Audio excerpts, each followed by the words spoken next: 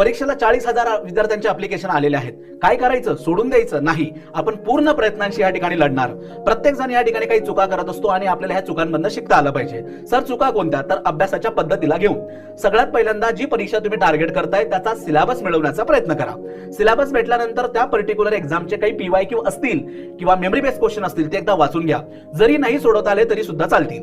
त्यानंतर तुम्हाला काय करायचं की तो सिलेबस जो आहे एक एक टॉपिक आपल्याला पूर्णपणे कंप्लीट करायचा आहे. ते करत असताना एकतर तुम्ही रेफरन्स मधनं स्वतः रीड करून नोट्स बनवू शकतात किंवा कुणाच्या तरी व्हिडिओ लेक्चर सिरीज तुम्ही यूज करू शकता, जसं की तुम्ही आपल्या वापरू शकतात. अतिशय सुंदर व्हिडिओ लेक्चर सिरीज आहेत. हे लेक्चर तुम्हाला 2 ते 3 वेळेस बघितल्यानंतर त्यातनं शॉर्ट नोट्स तुम्हाला बनवायचे आहेत. बनवलेल्या ज्या शॉर्ट नोट्स आहेत त्या 1 दिवस, 3 दिवस, 7 दिवस, त्यानंतर 21 दिवस, 30 दिवस आणि 60 दिवस या इंटरव्हल नंतर रिवाइज करायच्या. रिव्हिजन करत असताना तुम्हाला कन्सेप्ट मॅपचा वापर लागेल. कन्सेप्ट मॅप कसा बनवायचा त्याची लिंक मी व्हिडिओच्या डिस्क्रिप्शन मध्ये देईन. कन्सेप्ट मॅप नुसार एक एक गोष्ट जी आहे ते आपल्याला आठवायची आहे. आठवलेल्या गोष्टी रफ पेज वरती लिहायच्या. जे आठवत नाही ते पुन्हा आपल्याला वाचायचं आहे. जो विद्यार्थी ही सायकल पुन्हा पुन्हा पुन्हा पुन्हा रिपीट करेल त्या विद्यार्थ्याचं नाव अपकमिंग एक्झामच्या रिझल्ट लिस्ट मध्ये नक्की असणार. अशाच प्रकारच्या अभ्यासाच्या पद्धती, चांगल्या टेक्निक्स या तुम्हाला जर समजून घ्यायच्या असतील तर आपलं चॅनल आता सबस्क्राईब करून ठेवा. भेटूया नेक्स्ट व्हिडिओ लेक्चर मध्ये.